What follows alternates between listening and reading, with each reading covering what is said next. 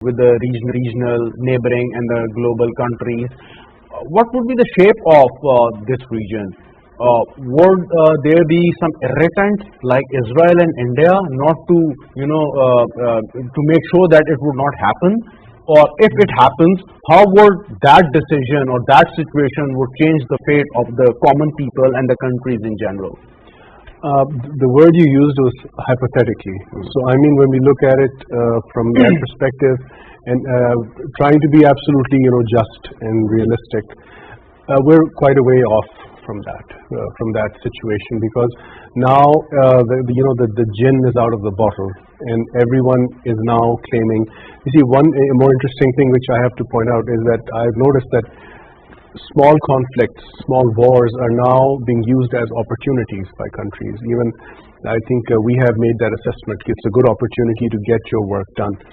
Having said that, and moving towards Iran and Israel, that's a very strained relationship, and it's a very, frankly speaking, a slightly twisted relationship, because they both scream at each other, and they both are technically, the other's existence is dependent on the other. So it's a very strange relationship, or I would say strange rivalry.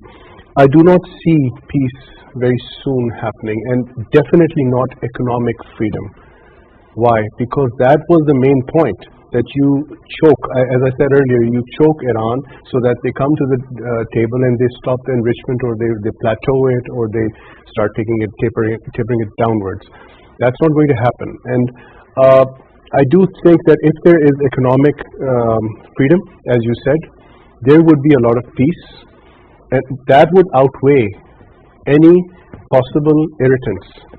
But that's going too far into, in my opinion, fantasy, because Israel has its own objectives, the GCC countries have their own objectives, Iran has its own objectives, and peacemaking appears to be not on the agenda, if you notice. And this, we can just look at all the discussions and everything.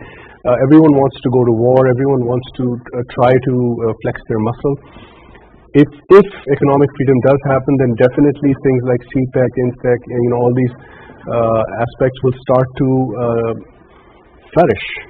That would be good for everyone. But we do not see intertwining of interests on that point, because it's a live and let die situation. It's not a live and let live situation. Beyond the waters of Gaza, there is